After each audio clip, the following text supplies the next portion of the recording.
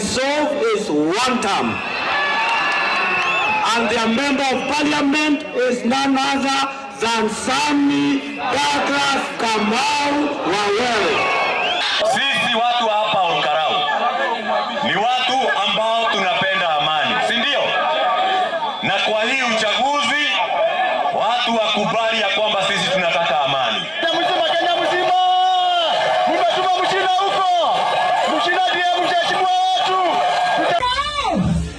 Sisi ni nao. Wabunge wako nao. Tutaweka maaskari hata kama kwa police station nahitaji askari 100 tutaweka pale, kwa sababu tunajua kuna watu wanataka kuleta vuruku ndio wa blame. On to a different story, President William Ruto remains the leading presidential contender ahead of the next general election, and according to the latest opinion poll conducted by research firm Infotrack, the national survey on Kenya's political landscape shows that Ruto commands the support of 32% of voters, maintaining his lead among potential presidential candidates. The poll further indicates that Deputy President Kithure Kindiki is the preferred choice among respondents to serve as President Ruto's running mate in the upcoming election. The findings come as political activities intensify across the country, with leaders and parties positioning themselves ahead of the 2027 general election. His highest is from Northeastern at 59%, followed by Rift Valley 46%, Coast 33%, then Nairobi 19, Western 35. Kindiki still stands out as the most preferred running mate within the broad-based government. We see 41% of the mountain respondent preferring Professor Kindiki. The second mentioned possible candidate for running mate is Governor Anne Waiguru at 14%. If cumulatively we combine the popularity of all the key leading opposition leaders of the United Alternative Government, then now they are ahead of the president. Human rights organizations and civil society groups have accused the government of using police officers and intimidation tactics to silence critics, calling for investigations into the allegations. The groups claim that officials working in human rights organizations are living in fear following reports of harassment by unknown individuals and alleged raids on their offices by people believed to be police officers. They raised concerns over what they described as growing pattern of intimidation targeting human rights defenders, warning that such actions could undermine civic freedoms and accountability. The organizations have now called on Inspector General of Police Douglas Kanja to launch investigations into the claims and take action against anyone found responsible. 13 suspected state security officers in 4 Subarus attempted to gain entry into TISA offices.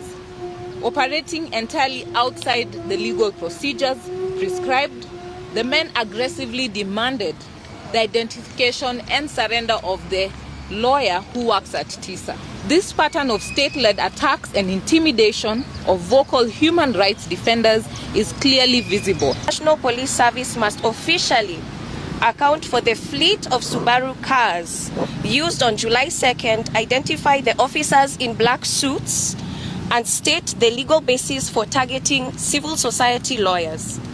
Kenyans as a whole, I want to appeal to you. We are slowly descending to the state of Haiti. Haiti started like this. Now, if you get government engaging goons to disrupt legal proceedings, including church worship proceedings. Police have shot dead a man suspected of involvement in an armed robbery at the Chaiwali restaurant along General Mathenge Road in Nairobi's Westland area. The suspect, identified as Vincent Ocheng, was killed during a police operation in Joska Matungulu, where detectives believe he had been hiding after the robbery. According to Matungulu Sub-County Police Commander Peter Gichoi, officers working alongside detectives tracked down the suspect before a confrontation that ended with his death. Police said they recovered a firearm loaded with 6 rounds of ammunition from the suspect, 2 of which had already been fired. Residents described Ocheng as a long-time member of the community who maintained cordial relations with neighbors, saying many were shocked by allegations linking him to armed robbery.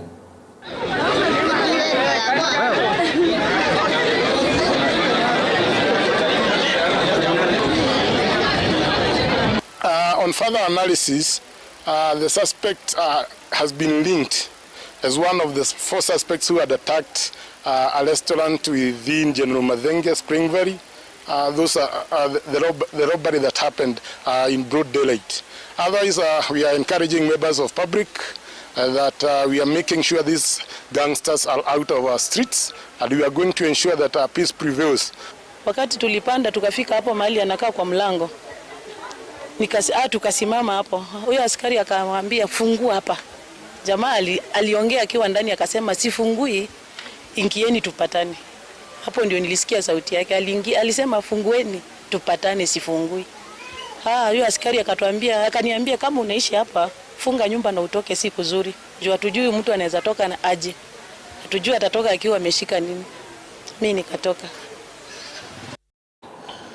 President William Ruto has continued to criticize opposition leaders, accusing them of attacking his administration's development programs without offering a clear agenda to move the country forward. Speaking at State House Nairobi while receiving players and officials from a youth football team from Migori County, President Ruto urged Kenyans to reject opposition politics and give his administration more time to complete ongoing development projects. The president said opposition proposals were aimed at reversing reforms introduced by his Kenya Kwanza government instead of strengthening the economy and improving services for citizens. Ruto accused opposition leaders of opposing key government policies and calling for the scrapping of national programs, including reforms in health sector, the affordable housing initiative, and some tax measures aimed at boosting economic growth.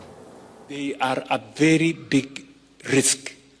They pose a risk to our country because hawana agenda ya kwenda mbele, wako na maneno ya kurudi nyuma. Kisikiza hao wanaongea sasa hivi wanasema hapana, sasa sisi tunataka turudi kwa NHIF ile ilifail. Tunataka turudi nyuma tuondoe housing. Tunataka turudi nyuma tuondoe SHA. Yani akili yao yote ni reverse. They cannot look forward because they have no capacity to think about the future. They have no capacity to think about new things, how we can do things better. That's why they have a hangover about the failed past. Sasa, my friend, if all you are telling us is having a hangover about what the past, which did not work for us, it means you have no capacity to think about the future that will change our country. Leaders from Embu County have called for tough action against political goons and their sponsors, warning that rising violence could undermine Kenya's democratic process ahead of the 2027 general election. Speaking during a church fundraising event in Karurumo, the leaders condemned the increasing incidents of politically instigated hooliganism, describing them as a threat to peace and credible elections. Led by Embu Senator Alexander Mondigi, the leaders urged security agencies to take firm action against individuals accused of mobilizing and financing goons to disrupt political activities. Mondigi also called on the Independent Electoral and Boundaries Commission to bar leaders found responsible for sponsoring political violence from contesting elective positions. Kwamba ni vibaya sana kama viongozi tutakuwa katika mstari wa mbele kuangazia mambo ya gunism ama wale ambao ni vikundi vile ambavyo vinaangaisha watu katika mikutano ya wanasiasa na mikutano mingine ile ambayo inahudhuriwa na watu wetu wa nchi yetu ya Kenya na kaunti yetu ya Embu. Ningeomba ya kwamba serikali, upande wote wa serikali na pia upande huo mwingine wa upinzani, kusiwe na jambo ambalo either side wanatumia goons katika utekelezaji wa mikutano yetu. Kwa hivyo na wale ambao wanahusika, Minister wetu wa Interior ambaye ni Kipchumba Murkomen, angalia ya kwamba katika nchi yetu ya Kenya hakuna mtu ambaye ako juu ya sheria kuangazia mambo ya gunism ama wale viongozi ambao wanatumia wakora ama vikundi ambavyo havijapewa cheti ambacho wako supposed ama wako na nafasi ya kufanya vile ambavyo wanafanya. Kwa hivyo mimi kama kiongozi kutoka Embu County tumekataa mambo ya gunism kutoka hapa Embu. Mtu afanye kazi yake ya kisiasa akiangazia mambo yale ambayo anataka kufanya, lakini sio mambo ya vita na kutumia IBC fuatilie pali yote itakuwa na shinda.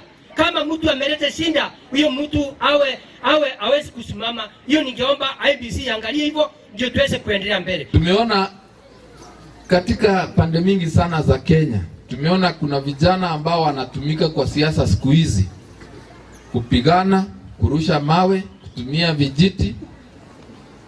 Wanasiasa wengi nimeona wanatumia goons. Na tukiendelea hivyo tutaharibu Kenya yetu. Mimi nataka kuuliza viongozi wote wanasiasa, tujiepushe na siasa ya vita. Tufanye siasa ya amani. Kwa sababu uongozi ambao unatafutwa kwa mawe na vijiti sidhani ni uongozi mzuri. Tufanye siasa ya amani, kila mtu ajitetee, alafu tupige kura zetu. The Ethics and Anti-Corruption Commission (EACC) has marked Africa Anti-Corruption Day by calling for stronger efforts to promote integrity, accountability and transparency in public service delivery. EACC officials said it was worrying to see some young people becoming willing participants in corrupt practices whenever they get an opportunity, warning that the trend could undermine the country's fight against corruption. The Commission urged society to focus on strengthening ethical values and integrity among citizens, especially the youth, as a way of building a corruption-free future. EACC maintained that corruption continues to weaken public trust, destabilize institutions, and diminish citizens' hopes for national development. Sad state of affairs to find that many young people are openly ready and willing to participate in corruption given the chance. This is something that we must reverse. We must work towards reversing that so that young people are upheld by any actions of lack of integrity. Corruption undermines public trust, weakens institutions, and ultimately takes away the hope of the nation. Every act of integrity, however small, contributes to building a stronger nation. When we refuse to give bribe for service, when we report corruption, when our institutions strengthen accountability, when businesses choose ethical conduct, each one of us. Opposition leaders have raised concerns over increasing chaos at political rallies, warning that the Independent Electoral and Boundaries Commission (IEBC) and security agencies to take urgent action to prevent further violence ahead of the 2027 general election. The warning comes after clashes were witnessed in Olol Masani constituency during campaigns for the area's by-elections, raising concerns over the safety and credibility of political activities. Led by opposition leader and DAPK Kenya Party leader Eugene Wamalwa, the leaders called on IEBC to develop firm measures to curb political unrest and ensure peaceful campaigns. Speaking in Endebe's Trans Nzoia County, Wamalwa and other opposition leaders expressed concern over the growing political tension in the country, warning that failure to act early could trigger more unrest. The leaders urged electoral authorities and security agencies to remain vigilant and protect citizens' rights to participate in political processes without intimidation or violence. Tunataka tuambie IEBC, you have all the weapons kisheria kuchukua hatua na kuzuia goonism, kuzuia fujo kwa kura yetu ambayo inakuja hii. Na ile silaha kali kabisa ni kuhakikisha mwanasiasa yeyote atatumia wahuni kuumiza wengine, ambia yeye, you will not clear that politician kuwa on the next ballot. Wakiambia hivyo, hakuna mwanasiasa atachukua goons kuumiza watu kwa kura. Uchaguzi inaenda kufanyika, tafadhali, hata kama tutakuwa na hasia tofauti, isikufike ukakati.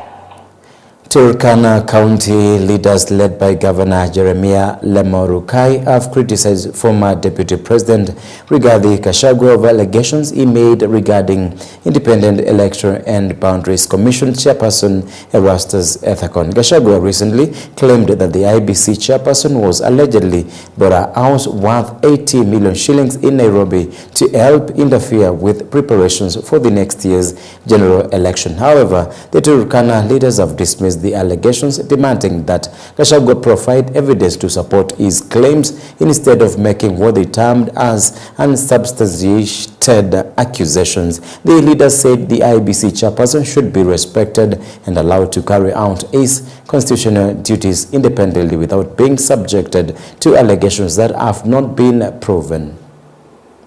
Erastus cannot be abused by anyone, by any professional.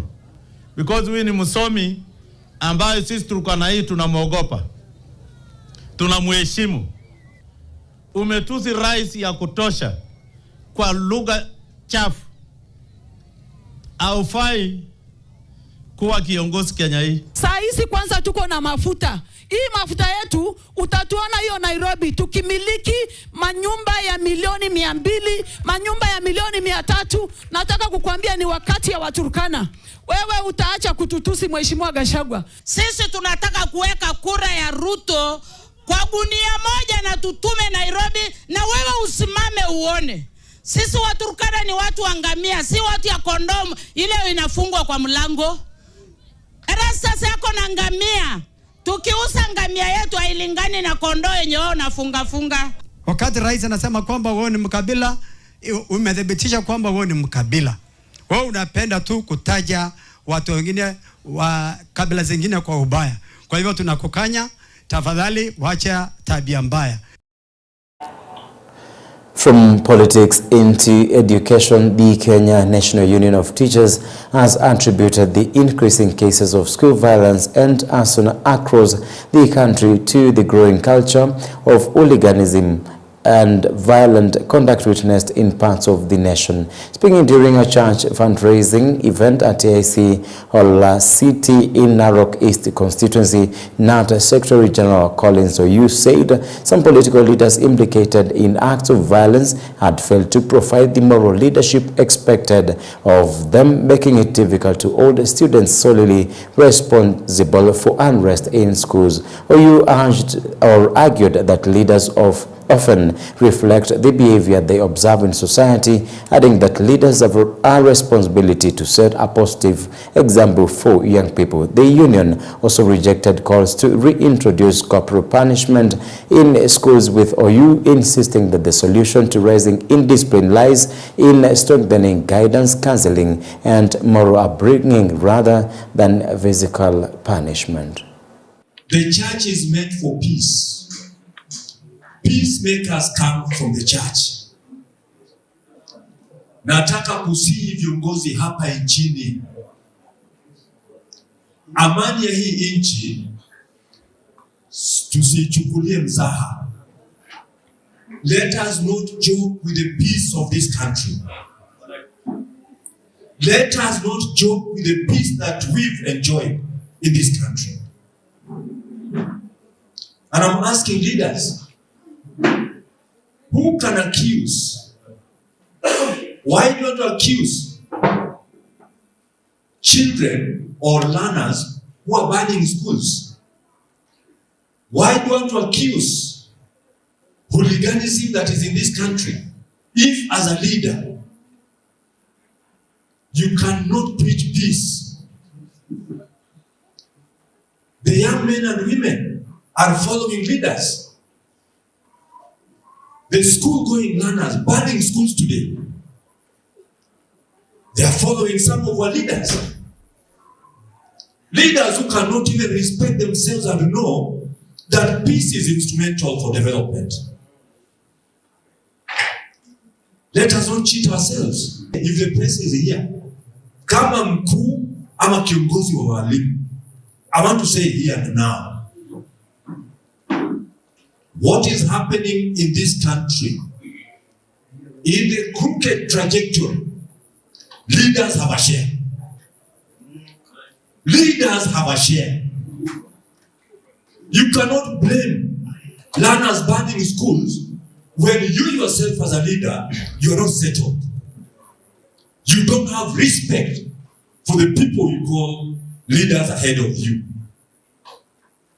Mimi kama kiongozi wa chama cha walimu, I'm respected with my colleagues here. I want to call upon leaders in this country. Lead by example.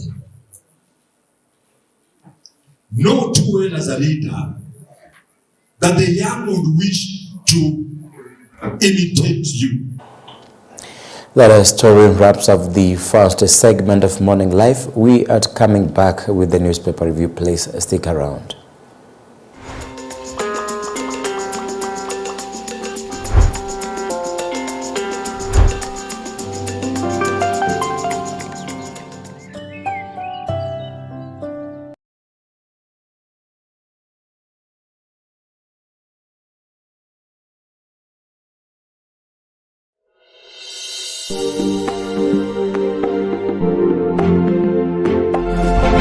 You are watching EBN TV, transforming your world. EBN TV cares about the growth of your business. To advertise with us, call 0725 386 501 or 0740 653 453. EBN TV, transforming your world. You are watching EBN TV, transforming your world.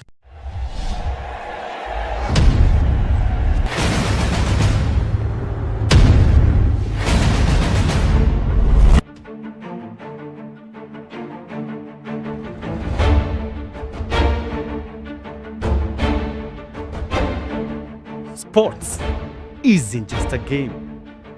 It's passion. He's done it. Jakub Mensik is the champion in Miami. Drama.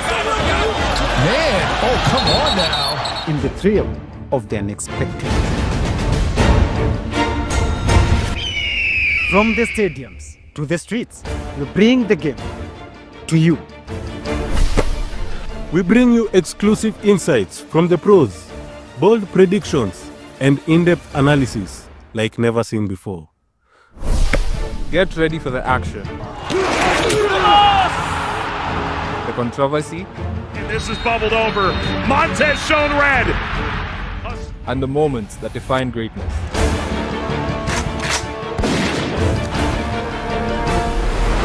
The Scoreboard, where every game is the biggest game.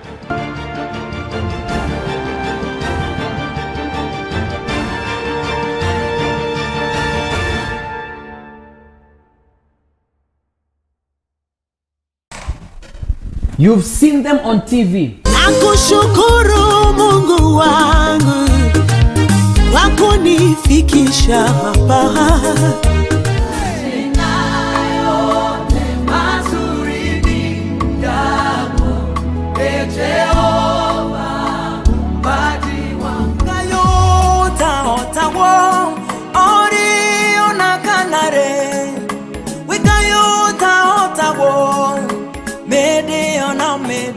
But do you know their stories? Come with me. If people look at me, yes, even before they hear me, will they see Jesus? Wezi ambia watu mimi am a worshiper, na wakati you are worshiping people can't encounter God. Ukisoma hiyo inabidi sana katika ile maisha yako hata kama kwamba hauimbi. Join me, Teddy Psalmist Mwana wa Ngolo Mosio, every Tuesday and Thursday from 2 p.m. to 4 p.m. only on EBN TV.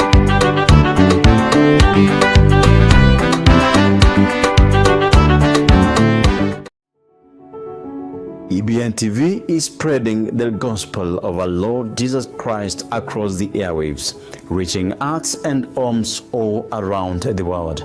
At EBN TV, we are committed to sharing the good news of our Lord Jesus Christ with the nations. We invite you to partner with us in this great mission to reach the world with the gospel. Together, we can make a lasting difference for the kingdom of God. To partner with us, kindly use the till number displayed on your screen, and that is 8819 EBN TV, transforming your world.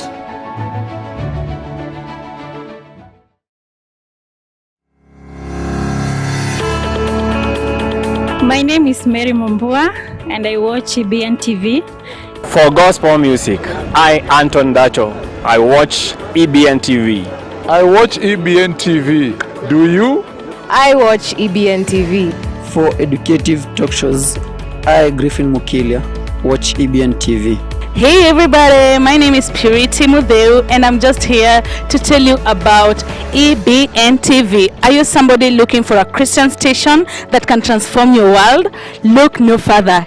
EBN TV, transforming your world.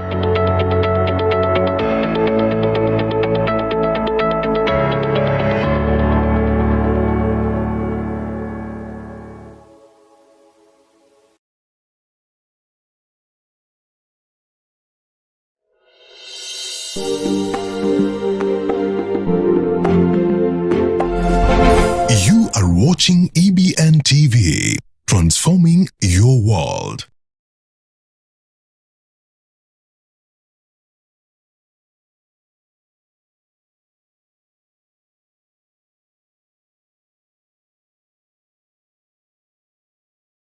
EBN TV cares about the growth of your business.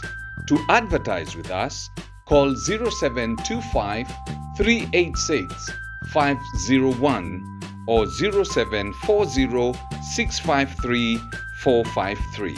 EBN TV, transforming your world. You are watching EBN TV, transforming your world.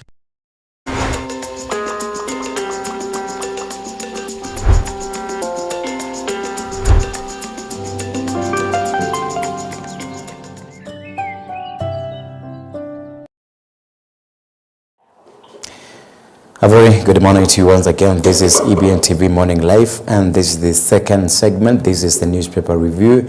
We've got two newspapers with us this morning. We've got the Kenya's Board newspaper and the Daily National. Starting off with the Standard newspaper, and we're talking of the irony and we're talking of the jokers. They sent Kenya's finest officers to tame 80s gangs, yet back home murders are rising, civilians live in fear, and the president's own security has become a subject of ridicule. Now, meanwhile, Kinjiro CS Kipchumba Murkomen plays politics. PS Raymond Omolo's name surfaces whenever goons are discussed, and Inspector General Douglas Kanja presides over confusion. This is no longer a ministry Kenyans can trust to keep them safe. Instead, it has become a symbol of incompetence and national embarrassment, where political ambition is better protected than lives and property. And this is a story we can check from page 4, and we have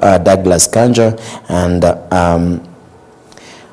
this is the inspector, and we have Raymond Omolo, the PS. We have the CS Kipchumba Murkomen. Now from page 4, this is where we're getting the very, very serious of all jokes, where security officials under scrutiny as goons ran riot, terrorized citizens. We're looking at violent robberies, and political gangs are raising fresh questions about the country's ability to keep citizens safe. Critics say the Interior Ministry is increasingly consumed by politics as law and order deteriorated. You can see Interior CS Kipchumba Murkomen and PS Raymond Omolo pictured. Now, Gunism is deliberate. It is being used to intimidate wananchi into silence and fear. If the government genuinely wanted to arrest those behind these acts, they could do so before sunset. Gunism has become a calculated way of gradually weakening and disrupting protests, and this is from a professor at the University of Nairobi. Now, when they speak, they project confidence laced with political bravado, painting a rosy picture of the country's security and touting their response to insecurity. They boast about confronting critics and the opposition while issuing token threats, and against guns they are accused of breeding, financing and shielding with state machinery. And I think this is a joke we're seeing from Douglas Kanja, from Raymond Omolo, and CS Kipchumba Murkomen. Now, that is something we've been looking at, the issue of hooliganism and the issue of Gunism. This is a trend that is taking place, and we've been asking ourselves a very clear question: are we moving the 80 way? Because we're looking at the like, for example, we know very well that CS should not involve themselves into politics or into active politics. Now, what we're seeing even from the Speaker of the National Assembly, Moses Wetangula, you would know, if you keep following up on stories, you know what's happening for Moses Wetangula, and he's been involving himself into very active politics. And as you can see, the same to the three mentioned here, they are so much into politics, not knowing the constitutional responsibility that they are giving to guard and to protect the citizens of this country. Now, with the state machinery that they have, that is out there trying maybe to manipulate citizens, or even to bring in the issue of hooliganism and Gunism, whereby because of the tokens, because of the handles that few people or a bigger number of people are given, and one of the reasons that as to why we are falling into this issue and into this influence of Gunism is the issue of unemployment to the young people. If you find a bigger number or a bigger percentage of the young people unemployed, you have to accept that if they get some advances from political aspirants, it is a must that they have to take the small thing or the small tips that they are given, and they have to effect what they are pushed into doing. And this is trying to disorganize or even trying to infiltrate any peaceful rally or any peaceful demonstration that is staged. And that's way we are going into a 80 direction. That's how it started, and we are not doing well as a country. So if you just move into very different or into very interior places of this country, notice that politically we are not doing quite well. And one thing that we are not doing well, or that we have to know that we are not doing well, is the aspect of the political rivalry, where I have to feel I'm stronger and better than the other opposition person. That's where also from, and actually that's a story even we have read this morning about President William Ruto trying to accuse the opposition leaders not having a vision or agenda for the development of this country, whereby one thing we have to note is very clear that when you're in opposition, you may not have a bigger agenda until you come into the government setting and know that you have a position that you may maybe promise to work for the citizens of this country. So opposition has to be there so that it can oversight, it can try to correct and even try to call out some of the things that are not done well by the government and maybe towards the citizens of this country. Remember, you're a voter, and remember some of the things that are taking place in our or during our election date or during the campaigns. You see a lot of promises coming in, but later when you put into power this leader, they never come back to you, maybe to sort or even solve some of the issues that you've been going through as normal citizens and as a normal voter and as mwananchi. Now, page 2 of the Standard this morning, we are talking of wave of armed robberies expose gaps in crime detection and prevention. Now, gun-wielding criminals are increasingly targeting homes, businesses and motorists, exposing growing concerns over policing and public security. But brazen attacks are raising fresh questions about crime prevention and police response. We are looking at recent robberies and other security incidents expose blatant security lapses. Now, there is an urgent need to make private security guards more professional and efficient by training them on being alert, how to identify exhibits and evidence the criminal justice system, and how to relate with other state security organs. This is from a security expert. Now, the emerging trend of gun-toting robbers storming business premises is raising concern among residents in Nairobi and surrounding environs where the criminals strike at will. The latest incident unfolded in Ruaka, Kiambu County, where there is someone who actually robbed a woman of a pricey mobile phone in a dramatic attack, and this is something that was recorded on CCTV. Now we're looking at from that story, we're looking at education where grade 10 learner registration for CBA kicks off, and that's a story you can check for yourself. An alarming story here, and a story that concerns you so much. We're looking at your bread. Biscuits could contain harmful fats, health experts are warning. Now, health officials tighten rules on industrial trans fats found in most processed foods amid rise in premature heart disease. Ministry of Health is reviewing food regulations to remove industrial trans fats from food supply. Now, something I have to read for you. Now, each morning, breakfast for millions of Kenyans begins with a slice of bread. As the day goes by, many, especially women, reach into their handbags for cookies or biscuits as a quick snack. Pizza too has become a favorite meal, particularly among urban dwellers and middle class. Though the foods have become a staple in many households, the experts warn some may contain industrial trans fats, a hidden ingredient linked to coronary heart disease and premature deaths. Please read this story more because it concerns you and your health. And you can see pictured, experts say the fats commonly used in processed foods to improve taste, texture and shelf life are contributing to the growing burden of heart diseases. Now, there is an information that you need to know here, although you are not in the industry. We're talking of 2 grams, and this is the maximum limit of industrially produced trans fats per 100 kg of total fat in all foods sold in Kenya. So maybe if the grams are more than 2,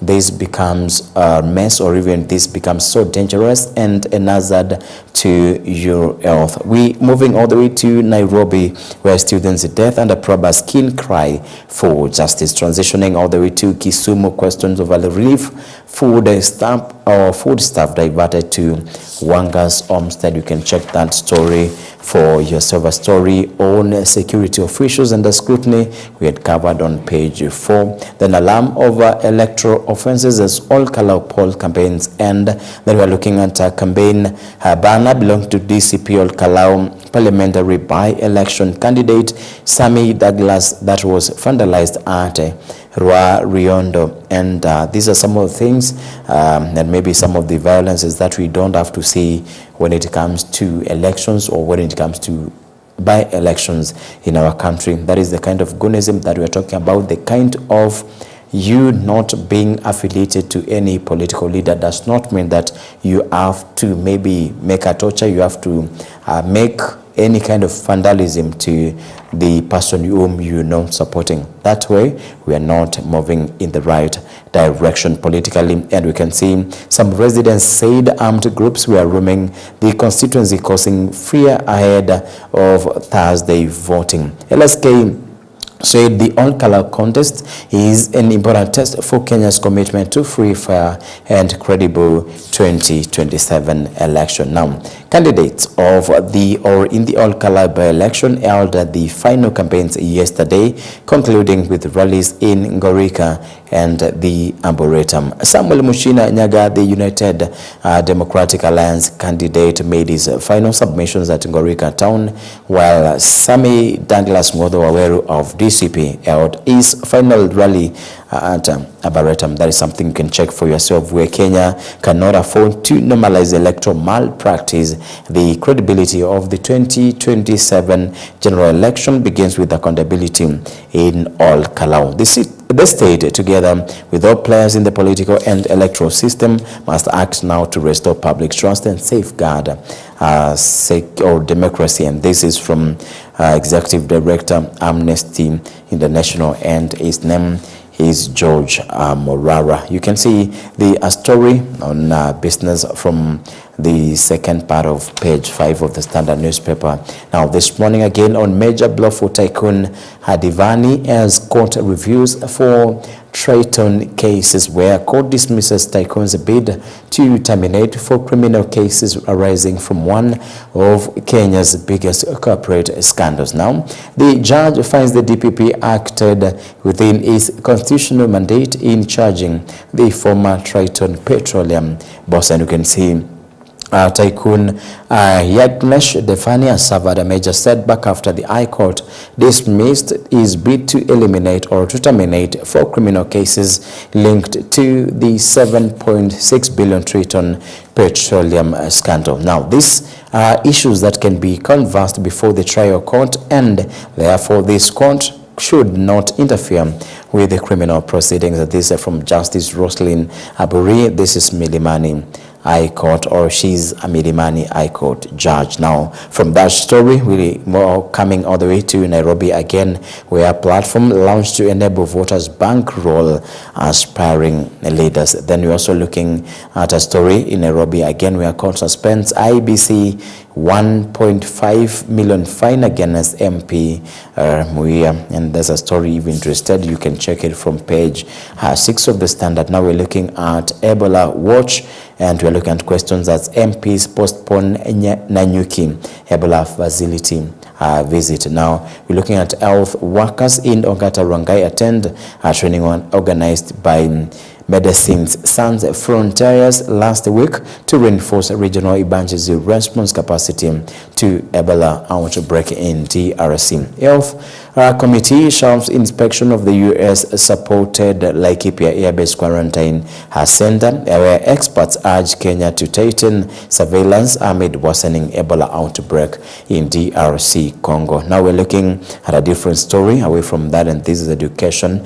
where we're looking at innovation, where University of Oxford begins the first human trial of vaccine against Budigio Ebola virus strain. Actually, it's a continuation of the Ebola Watch, and you can check that story from page 7. We're looking at when court orders are no longer worth the paper they are written on. Now we're looking at questions are being raised about whether the law applies equally to all Kenyans, and actually the story I had mentioned earlier about the Speaker of the National Assembly, Moses Wetangula, and we are looking at experts say the trend is creating a dangerous culture of impunity across a government. You can see pictured National Assembly Speaker Moses Wetangula. Now the judiciary is considered the last line of defense against abuse of power, yet a growing number of cases involving senior state officials is raising questions about whether court orders still carry the authority they once did. From Parliament to the Executive, a series of events has thrust the relationship between the three arms of government into a sharp focus, with critics warning that actions at odds with court orders risk eroding the rule of law and public confidence in constitutional institutions. That story you can also check for yourself from that page. The biggest problem is that this has moved from a president to a tradition. It now appears to be a way of life and a dangerous one for fledgling democracy. This is from Esbonowila, communications and governance expert. In Nairobi, again, Wetangula accused of defying judges' ruling on partisan politics. Now, we're also looking at a story in Nairobi. It's a briefing where Omas Kina deny Fikirini assistance claims. Actually, it's a follow-up story on what happened last week, but one. Then in Bomet, residents want again self-medication. Can also check for yourself. Then all the way to ESCC chair, we are focusing on graft prevention. Then Oginde said attention was shifting towards anticipating and preventing corruption. ESCC said it stopped the loss of 10.74 billion through disruption of transactions. And you can see ISCC Chief Executive Officer Amdi Mohamed speaks during the commemoration of African Anti-Corruption Day in Nairobi yesterday, and you can see him pictured there. Then nationally, there's a story there. You can also check for yourself about the commission, and also another story about TPS East and Africa PLC. You can check that story for yourself. We are looking at our CEC Kerich's disappearance paralyzed operations at City Hall. Now, lawyers of Kwengu and company have accused Sakaja of facilitating Kerich's flight. The former finance CEC was sentenced to 3 months in jail for contempt of court. And that's why we have another story here where people are failing to adhere or even to respect court orders, and this maybe appears to be used or maybe to be done by the state, the very, very key state officials, which is I think it's a bit discouraging, because if you as a state official, you don't do that, you don't follow the court, if maybe you're summoned by the court, you don't respect that, it becomes a contempt of court. If you don't respect that, what does that tell a common mwananchi? So we're looking at former Nairobi Finance Executive Charles Kerich, and the immediate former holder of the said office is not available for the handoff, apparently because he's on the run following warrants of arrest issued against him. And this is Nairobi County government. We're looking at Kiambu. Thika High School student dies after fight over prayer dispute. Okay, in Nakuru, Utumishi Girls Dome to remain closed. Then all the way to Nakuru, this is a briefing where Jubilee Secretary General Courts Linda Mwananchi team. Then we are looking at a briefing in Eldoret where mother saves son from prison time. Then page 11, we're looking at invisible by design, the structural erasure of non-binary people in Kenya and the communities refusing to disappear. You can read that story for yourself from page 11. We're looking at the opinion on the Standard this morning, and the opinion is from President William Ruto. You, junior starlets, have made us proud. I love you guys. You have made our country proud. Congratulations, and I'm very proud of you. You can count on my support 100%. This is the opinion from President William Ruto. We're looking at the editorial this morning. Send police boss home over rising insecurity. It's a concern that we've had for a long time, and it's a story you can check for yourself. And we are very much concerned with the same, because we are looking at a lot of jokers in the security agencies, something that we don't expect to be done. The most important person, and something I say, a citizen or a voter, is very important to a nation. Without that, there is not a government that can be formed without the voter voting. So we have to take care of this Kenya, because we belong to this country. Because if we fight this way, do you think a place or a state or a country without peace, you can prevail there? Do you think there is anything you can do there without peace, without freedom? So you have to think too much. And the only person who you are trying to target, the person you are trying to torture, the person you are trying to cause harm to, is your neighbor. You may be pushed by a political leader to maybe harm your neighbor, but this leader may not help you tomorrow, but your neighbor will do so if maybe you take care of one another. In the caricature this morning, we are looking at Check Me Out in Morocco. This is all about sport, and you can check for yourself that caricature. Now we're looking at up frontwear bribery in Ol Kalou and why politicians love needy voters.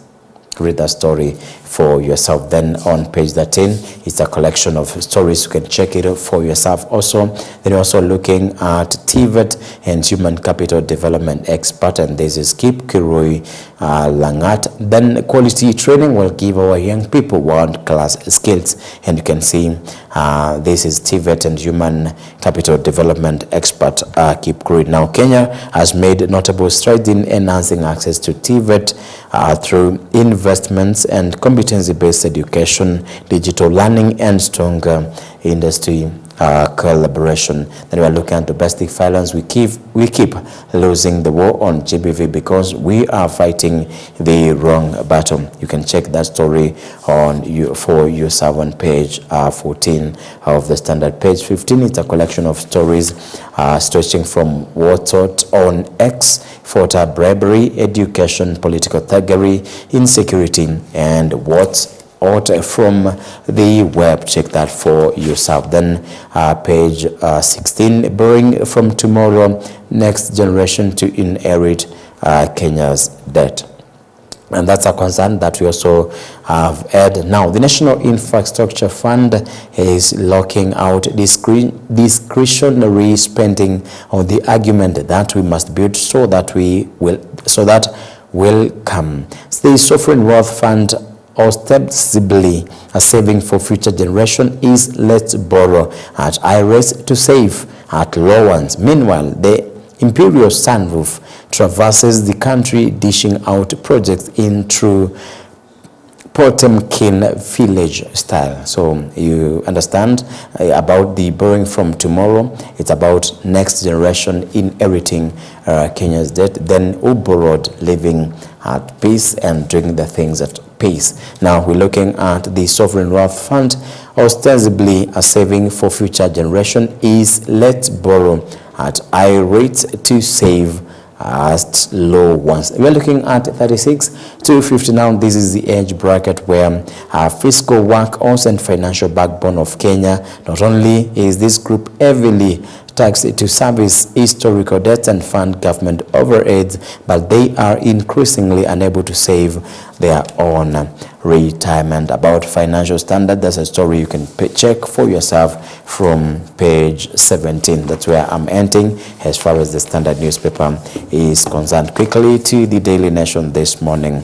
We're looking at health, where sunscreen safety, what's really inside your bottle. So please, you have to know the content in your bottle as far as the sunscreen safety is concerned. We're also looking at university to pay students for missing marks, and Court of Appeal finds the Technical University of Kenya violated the constitutional rights of 21 students over missing scripts, and we shall be checking or giving more details of the same story on page 10 of the Standard newspaper. Then all the way to what will be happening on 16th Thursday of this week as far as Ol Kalou is concerned. We're looking at Ol Kalou seat campaigns and court suspends MPs 1.5 million shillings fine. We shall be looking at that story from page 5. Then opinion poll, and this is done by the Infotrack firm, and no clear winner. That is what the Daily Nation is putting out, as I'll be giving you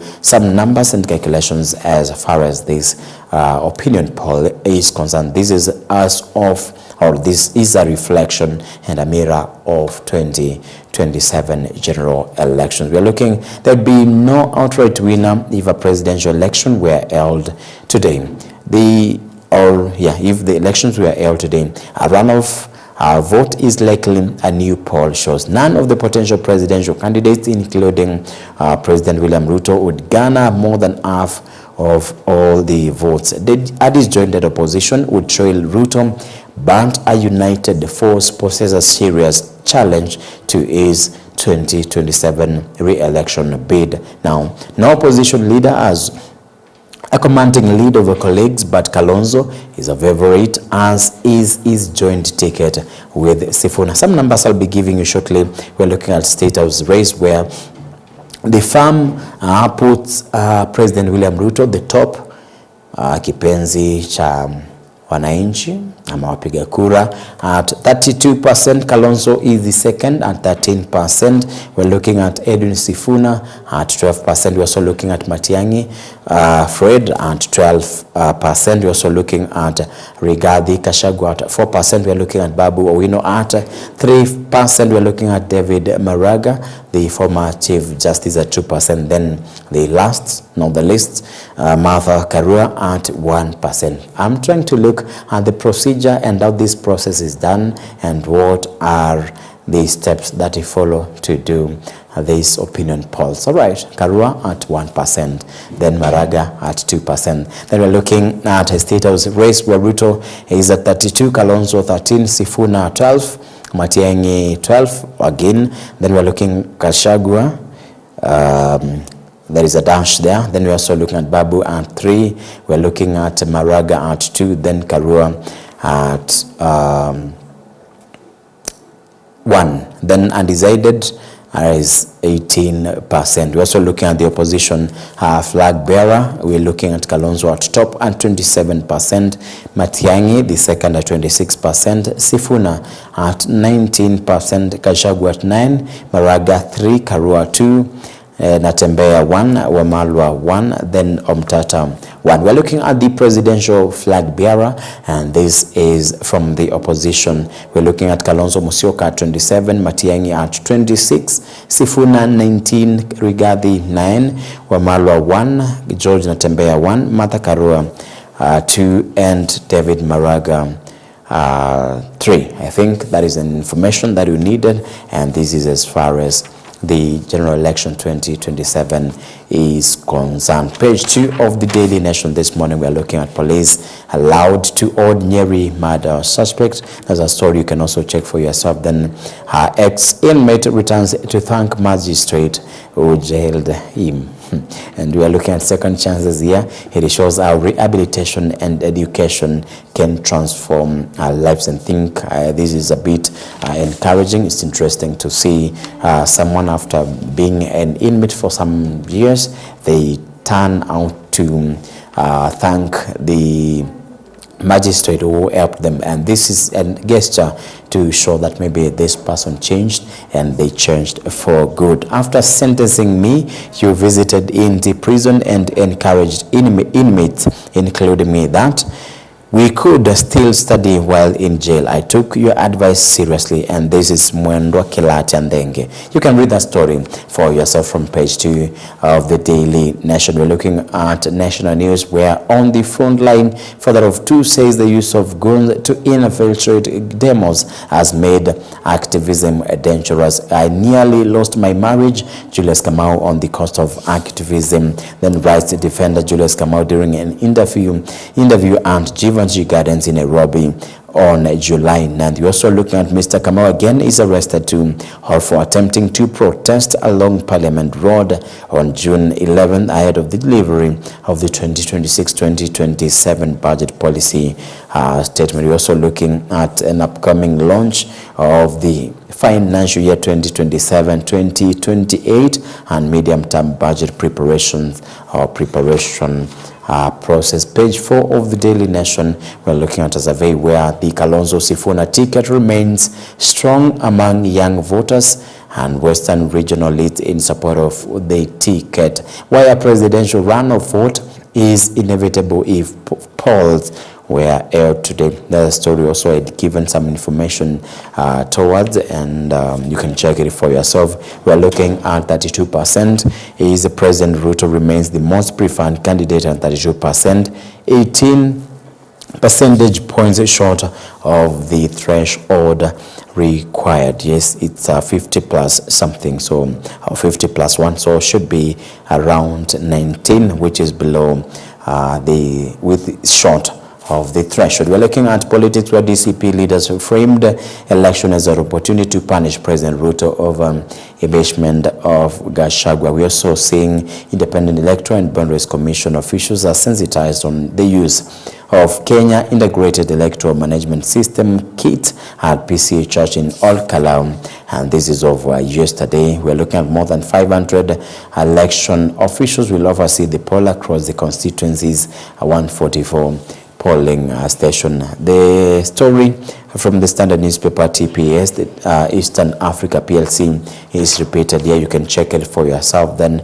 we're looking at a case where Ms. Muya says she was served with a charge sheet on June 2027. Then court out IBC's 1.5 million shillings fine against KPPiri MP. Then we're also looking at another story here where Wetangula now faces contempt cases of alleged order defiance. This is something we are still concerned with. We are looking at a point of no solution here where despite pledges by Interior Cabinet Secretary, crime continues to thrive. Gangs continue to attack motorists on the Nairobi-Mombasa highway. We are looking at police officers complaining that suspects are released on bail or bond by the courts shortly after being arrested. It looks like the police are either overwhelmed or have deliberately created an enabling environment for armed attacks to thrive. Now we're looking at Timothy Chalo during an interview in Motitwande,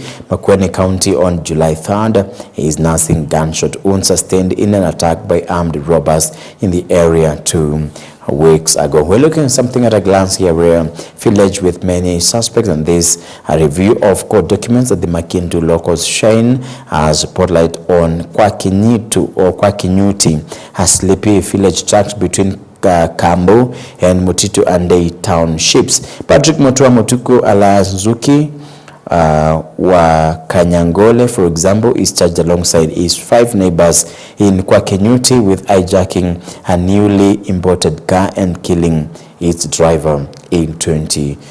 This is something that has been taking place along Mombasa Road, and there are measures that need to be put in place to make sure that such attacks does not repeat themselves. Now looking at violence here, where Kisumu governor and commissioner condemned the attack, and those who funded and those who organized the same. Parents' last memories of son killed in church attack. Mary Auma Rasembo and Joseph Oduongo Asembo, parents of Dixon Odror Oduongo. You can see them instead that they are home in Kisumu yesterday. Dixon was killed in the violence at St. Stephen's Anglican Cathedral, Milimani, on Sunday.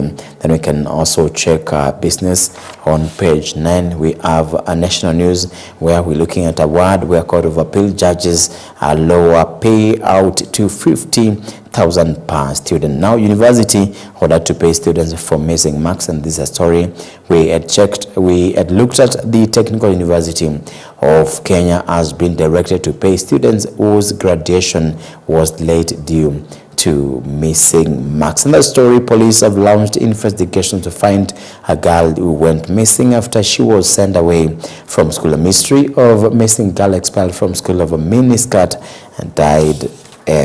Now we look at varsity teams' journey to World Trade and Law title win. Then we are looking at something here. This is the 13th Parliament 5th session 2026, and this is for the Republic of Kenya. Then we're looking at the Circle Societies Amendment Bill, National Assembly Bill number 32 of 2025. This is the explainer of the same, so if you're interested, you can check it from page 11. Then we're looking at a business here, and this is from NCBA Bank, motor vehicles for sale. You can check that for yourself. It's all about business. Then we're looking at a trio here where ex-DCI boss oversaw retrieval of Cohen's body, witness says. And you can see Sarah Wairimo during a previous court appearance. You can check that for yourself. We're looking at Republic of Kenya again, where National Infrastructure Fund and NIF recruitment of the chief executive officer. Kama unataka kazi, you can check on page 13. Now we're looking at our procedure here on page 14, where KETRACO has submitted proposals to Public-Private Partnerships Directorate for processing. We're looking at farm battling liquidation bid for 65 billion shillings KETRACO contract. A power line in Pondamali, Nakuru County on June 22nd, 2025. We're also looking at Republic of Kenya. This is a notice. County Government of Nyeri. It's a tender notice, and you can check that for yourself. We're looking at health, and this is the last story where cases have been reported in Nairobi, Mombasa, Busia, Makueni, Kiambu, Kilifi, and Nakuru. How House Party changed one man's life after Mpox infection. And you can see a Nakuru County health worker administers Mpox vaccine at North Starlands in Salgam last year. Then we're looking at Mombasa set up Ebola Center as a regional outbreak spread. That's the last story that we're doing on the dailies this morning. Thank you for watching the second segment of Morning Live Show. May God bless you. My name is Jeffrey Kimayo Somba. Have yourselves a great day. But what's coming up next is Your Faith Today with Reverend Felix Kaboy. Good day.